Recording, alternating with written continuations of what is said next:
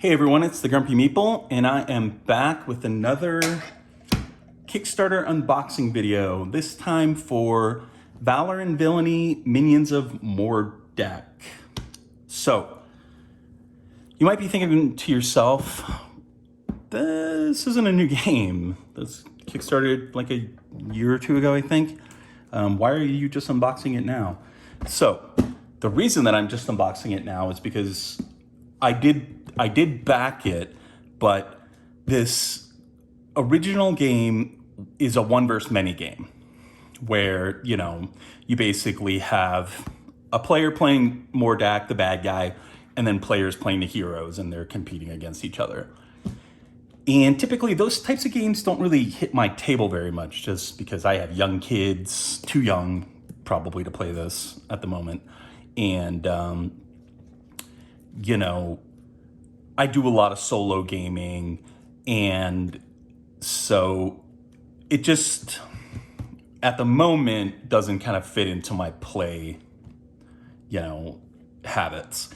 But the production on it was just so gorgeous, and it just looked so cool, and the art and everything looked so cool that I just couldn't resist backing it. And I had a suspicion that at some point they would roll out some cooperative or solo gameplay aspects that would kind of retroactively make it worth it to have this. And it turns out I was right, because there is, and the reason that I'm doing this right now is because there's a Kickstarter coming for the sequel/expansion for Valor and Villainy, which is going to include solo and cooperative play. And so all of a sudden, all these kind of pieces, your heroes and your items and such, you can take them all and integrate them into that version of the game and then have a richer solo co-op experience. So I'm really glad that I backed this, because now I get to cover it and hopefully help kind of sound the trumpet on this very cool looking game. And so I'm going to be covering this game a bit on the channel, and this is the first step in that. So let's go ahead and crack this bad boy open. I've got my handy dandy X-Acto knife.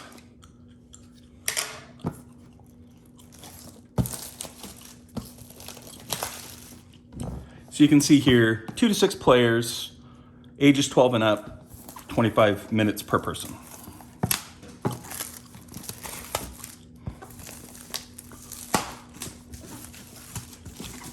You can see, like, right off the bat, the box is just beautiful. I love this art style. It says, King Shapiro has perished in a freak catapult accident. His sleazy advisor, the evil wizard Mordak, menaces the population before vanishing into smoke. Foolish mortals, your beloved king's been catapulted. Now enjoy my 6-day procession of horrors before I return with unfathomable powers to claim my rightful seat at the throne. Very cool. So one player plays the evil wizard, the others choose from 8 unique heroes and join forces to stop them. And so, this might get some play from me eventually in the one versus many kind of format, but, at the moment at least, it's kind of not my bag. So this is the Deluxe edition, as you can see up there kind of at the top. And it comes with a lot of nice little upgrades. The box is really nice. It's got that like spot UV you can see on the kind of necromantic magic that the beast Mordak is throwing around. Pop it open, and right off the bat we've got the rulebook.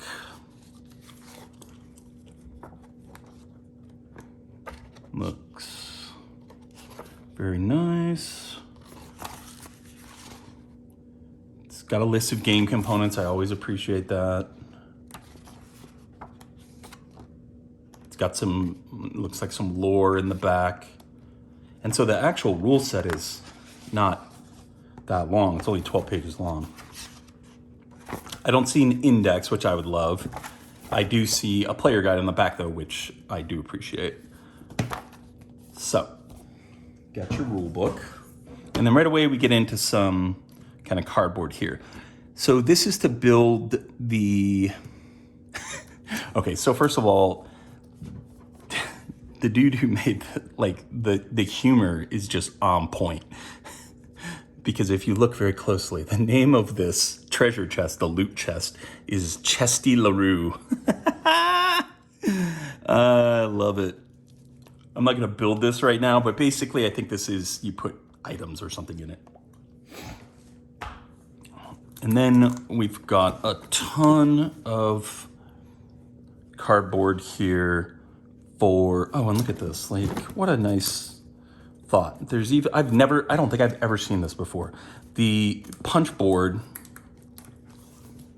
has an indent in it to make it easier to get out of the box. I didn't have any problem getting it out anyways, but what a nice touch. I have never, in opening 500 board games, seen punch board cut out like that. I really like that.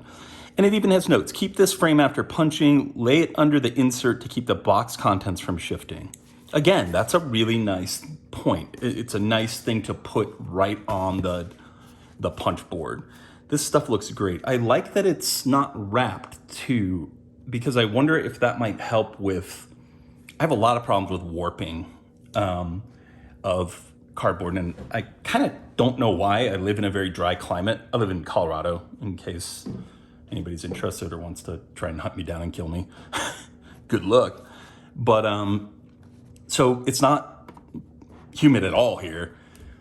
And sometimes I've had games where the whole damn board is just a warped nightmare. It's unusable, frankly. I've had to have Flying Frog Productions send me entire replacement tile sets for stuff like Shadows of Brimstone. And, you know, people will tell you, oh, just put it under a book for 3 days. You know, horseshit. Doesn't work. But, so I'm hoping that, and again, it's very rare to see a game that comes with, especially of this size, that comes with the punch board that's not actually wrapped up. And so I'm hoping that, one of the theories as to why that happens is that the cardboard gets sealed, printed and sealed in a very humid environment, and then like in Southeast Asia, and then it gets shipped here. And when you open it, that humidity is kind of sealed in there. And so I'm wondering if this might actually help with that. Very exciting. But anyways, we'll punch out some of the locations real quick here. Everything punches out nice and clean. And man, this game looks really cool. You've got some of your kind of location tiles. And so the way it works is you like build a map, basically, you know. And some of them will have special kind of functions on them, like Hawkmoor Keep here. It says, any hero here may spend 1 or 2 gold, I think that's gold, to heal 3 or 6 hearts. Minions cannot make move actions into this region, so it's protected because it's the manor. I'm not gonna punch all this stuff out, but you get a couple punch boards. And again, it's really high quality cardboard. That seems clear to me. And I just, boy, somebody seriously took some time to think about this. Who the hell thinks about putting the little, you know, indent in there to make it easy to get your cardboard out? More people should. And just like across the board, like they're even labeled, you know, the specific sheets. And so that may be referenced in the rulebook somewhere to help you, you know, organize the stuff when you punch it out or something. I just haven't seen this much attention put into the cardboard in a game before. And it's a lot of the game components. And so it's not an inconsiderable thing to put that attention into it. And everything is popping out very nicely and no kind of tears or anything. So I've got another piece here. I don't know what this is. Looks like some kind of player board for the bad guy from Mordak. Setting all that aside. So another thing that attracted me to this game on on Kickstarter was the game trays. You see right here, you get your official game trays. I love game trays. If you put game trays in your game, I'm already like 30% more interested in potentially purchasing it. So just bear that in mind. And I'm gonna point out another really nice kind of touch here. If you notice, there is cardboard on the inside of the box to keep it, I assume, from, you know, getting banged up by the trays during shipment. This is another thing. I have never seen somebody pack that stuff into the interior of a game box to ensure its kind of integrity. So really nice touch. So far, these guys are batting 1,000. So here you've got your game tray. They're very cool looking trays. And they're really snapped on there nicely, unless this is currently taped down. No, it's not. I really like that. You've got the minions of Mordak, Valor and Villainy kind of filigree on there. And then you're coming in here and you're getting, let's see. So you've got some spots that just have some folded up cardboard. I guess maybe that's to stop it from getting kind of crushed. I'm not 100% sure, but I like it. And you've got some in here. Look at that, like they even put this in here so that these plastic tokens, which are not gonna get damaged, you know, but they were like, hey, we really don't want them getting damaged, so let's make sure they don't get damaged. A really nice touch. And then you've got these beautiful trays for your miniatures and what looks like some pretty decent miniatures. These are very cool. This is a cool looking guy. I really like the art style in this game. And yeah, these are no slouch. Look at the goblin, you know, the goblin looks like a bard. Very, very cool. I probably won't go through every single mini, but these are nice big slots. They're not gonna necessarily roll around in there, but they also don't, you know, again, like if you watch some of my other content, sometimes painters don't like the snap to slots because they can mess with your paint job. Some nice detail on the shield there. Oh, and they're numbered too. Oh, I love that. Maybe, I don't know, there's a number on some of them. I'm not entirely sure why, but that may be to help with finding stuff, which again, I would really appreciate. Here you got, another miniature. Yeah, these are cool, and they're pretty big too. They're good size. They're like 32 mil at least. Seems like. Get a ranger. Oh, and I didn't even notice the textured bases too. Very cool. So far, so good. Very impressed. Just a thought put into this production in general. Again, more cardboard, more protective cardboard. And pop this out of here. I don't think you need to save this. I'll look at the rule book and I'm sure it'll specify you need to hold on to this. It might help with keeping stuff stored. I'm not sure. It may just be there for the shipping. And then we get to the meat of the product here. So, and again, unwrapped cardboard. I'm curious. I might even ask James, the designer of this, if that was an intentional decision to not wrap the cardboard. But regardless, here you have your player boards, and you can see they're die cut, you know, recessed to hold your gems and stuff, which is really awesome. I always love that as a touch. Let me grab some. So I think it's basically, you know, boop, so that you can pass it around and they kind of stay in there. Very nice touch. you've got Mordak, and then on the back, love this too, you've got a good bit of lore. You know, sometimes they'll put about the character, sometimes sometimes they'll put a little bit of this on the back, but this is like a couple paragraphs, like it's really explaining who you are. Very cool. So you've got Mordak, Loxley the Rogue,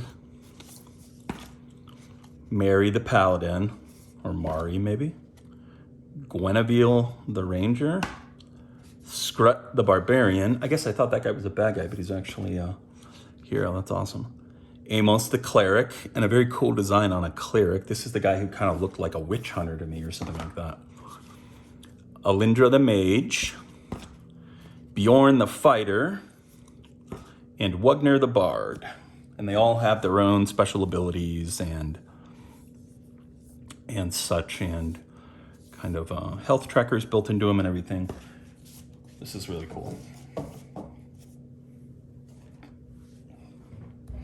And then finally we get down into the bottom of the box here. We've got some stands for standees. I don't know if there are, must be like some bad guy standees or something like that. Maybe all the bad guys are standees now that I think about it. Yeah, because, well, that's, oh, look, see, again, a nice touch. Remember how I was saying that those characters were, they had the number 3 on the bottom? See, it matches up to the standee. So maybe, I guess if you got the standard edition of this, you would just have the standees. But, you know, like for instance, I'm assuming that this is a bad guy. Again, punch board is really nice. Like sometimes I get this punch board and it literally feels damp, like soap, sodden, which is a word you don't hear that much. I have an English lit degree, so I like to throw out these words that I read in the Dragonlance book from 1988. But like literally, it will feel mushy, you know? And this stuff just feels crisp as hell. I love it. So here's one of your bad guys standees. I'm assuming they're bad guys. Haven't looked at this in a while, so here you go. You get a sweet, incredibly heavy metal coin. Again, this is the deluxe edition. Wow, look at how thick this thing is. Like, I don't want to. Like, that's gonna kind of actually be a little hard to flip.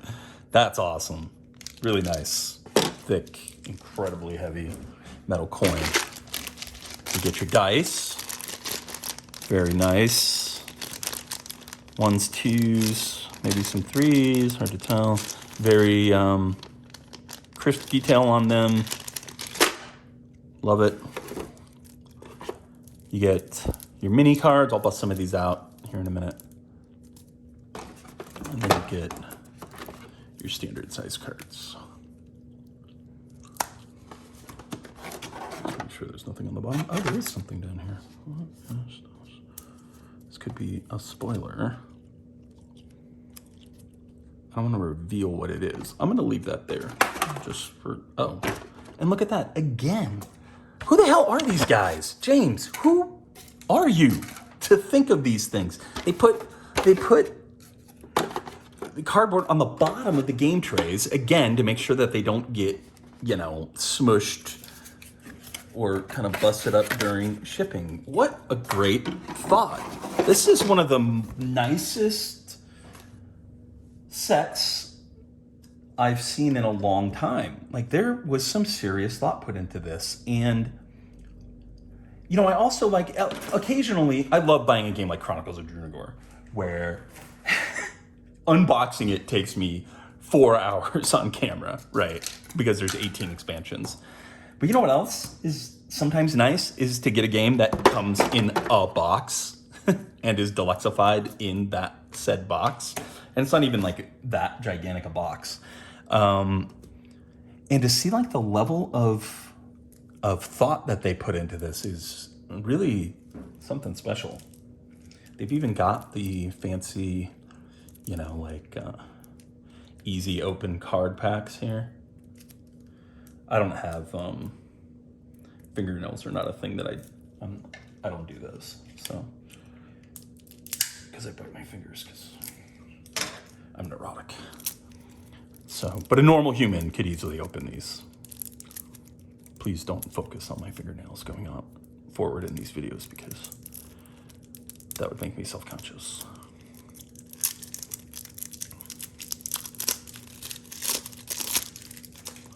Okay. So, lots of, these look like the bad guys basically. Lots of really nice looking double-sided cards. I don't know what all the iconography necessarily means, but look at this gust. Another really nice touch. You've got your, little kind of rule summary cards. I don't know why games don't. If you put out a game in 2021 and you don't have these cards in there to help people learn how the hell to play your game or remember how the hell to play your game, you done messed up. And look at this. This even goes to the next level because there's actually a straight up game rules card. So you have a card for the heroes, you have a card for the villain, and then you have enough game card rules for everyone. 3, 4, 5, 6. See, they included 6 of the game card rules, but only 5 of the hero rules because you can only play 5 heroes and 1 villain.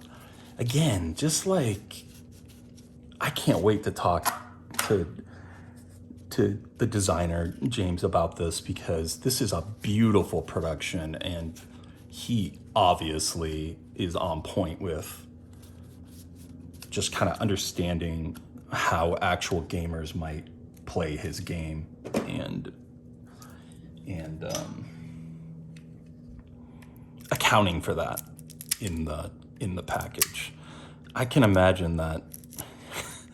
I'll be interested to know if he had some real struggles with the printers and such trying to get this stuff perfect, because it seems like the kind of thing where he might have had to go back to them and be like, yeah, that's all right, but what I was really looking for was this, because it's all just, it's like perfect. It's just might be the first perfect game package I've ever unboxed. This is a Hall of Famer, folks. You are being treated to history. Got all sorts of cool bad guys here, brewmasters and Gant Business Lich. So this Lich, this is not, fun times Lich. He's all about the business. So just a bunch of enemy cards. And again, another thing I like is that it looks like the game is relatively streamlined. There's not 50 million different types of cards. You've got basically, your enemy cards, and then you've got, I assume these are like treasure cards.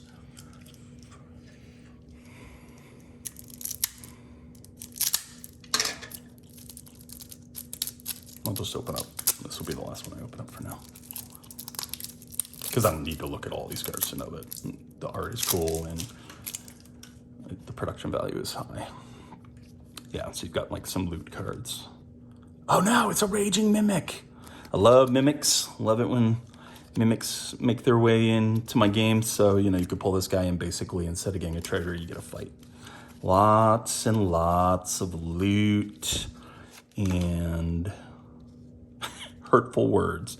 Cast before a minion acts. This turn it gains evade, but it can only target your region with its attacks. I'm assuming that these are maybe bad guy cards, Mordak cards. Maybe not. I gotta look through the rule book. Okay, so that is my unboxing of Valor and Villainy Minions of Mordak. And I just couldn't be more impressed. This is a really beautiful production. I'm glad that I backed it. I hesitated, and I'm glad that I went through with it. And it helped as well that my local game store actually, they backed it too, so I was able to save on shipping and such.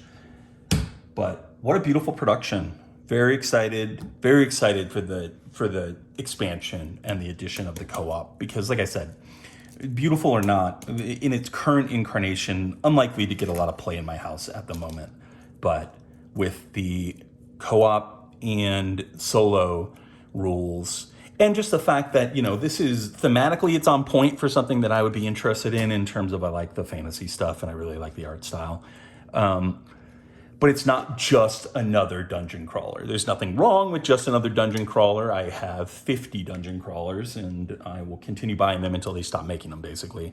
But it's nice to have something that is thematically on point in the same kind of zone, but isn't exactly the same. I suspect this is going to play out, you know, quite a bit differently than something like Chronicles of Drunagor. So very excited.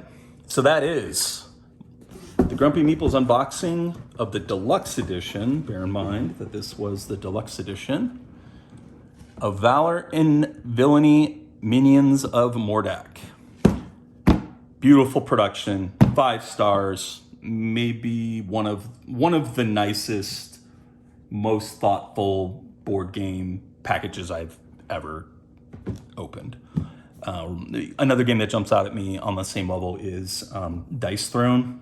Dice Throne Adventures was another game where somebody obviously spent a lot of time thinking about how all that stuff should be packaged and stored and stuff. But I think this is even next level because just, again, custom cut, you know, like cardboard to protect the structural integrity of the game trays during shipping and such. Just stuff I've never seen before. Freaking, again. Whoop, hello, easy to pull out. Beautiful, beautiful production, 5 stars, couldn't be happier. Stay tuned to the channel. I'm gonna have more coverage of Valor and Villainy and the new Kickstarter expansion, which I believe is called Ludwig's Laboratory, is launching on June 22nd, 2021. So I'll be covering that extensively, and so you'll be seeing more about this very beautiful game. Thanks for watching, and I will talk to you later.